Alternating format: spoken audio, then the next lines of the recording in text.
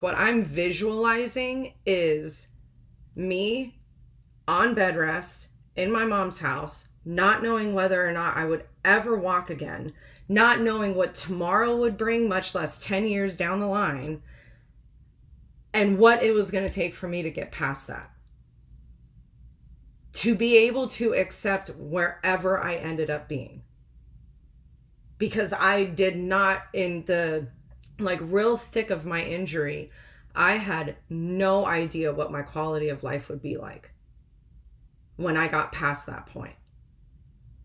So the things that I say to them are, it's me visualizing, on that bed with metal coming out of my foot, like a completely atrophied right calf muscle, not being able to get to the bathroom by myself, being wheelchair bound, and it's like me, what I would have told myself then, like that out of body experience. And the one particular client was like, this is stuff that you need to be sharing more. Like, people might not be able to relate to the crisis, not being able to walk, that sort of thing, but they sure can relate to needing that motivation and that positivity, and not like the atta girl, but the you can do this, but you have to find it within yourself to be able to do it. Yeah, but Lisa, that's why they flock to you, right? And we touched on this earlier when we mentioned the different forms of social media.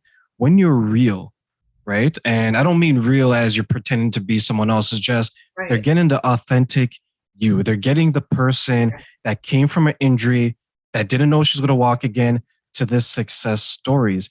And we've heard it all the time that there's one thing to, there's two types of people that I find.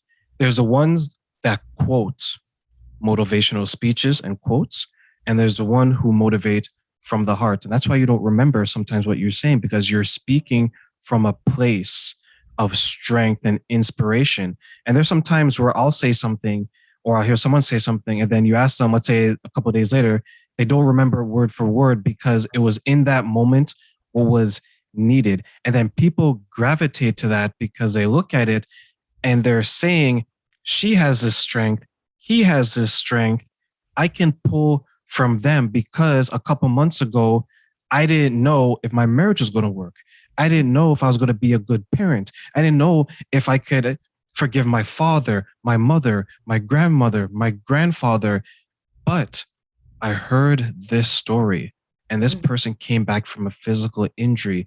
So I want to use their strength, their story to elevate me, because not everyone can sit here like you and I share our stories, because having the courage is usually the first step, right? Yes, you are completely right, because for a long time I didn't talk about my injury. I'm very candidly, I probably didn't start really talking about it to clients until about 3 or 4 years ago. Really having those honest conversations of I had to pull this out of myself. I had to do this for myself. And I was very lucky that I had people around me, my family, my doctors, my physical therapists, who were very focused on me and advocating for me so that I could have that space to be able to find that strength and power in myself so I could move forward.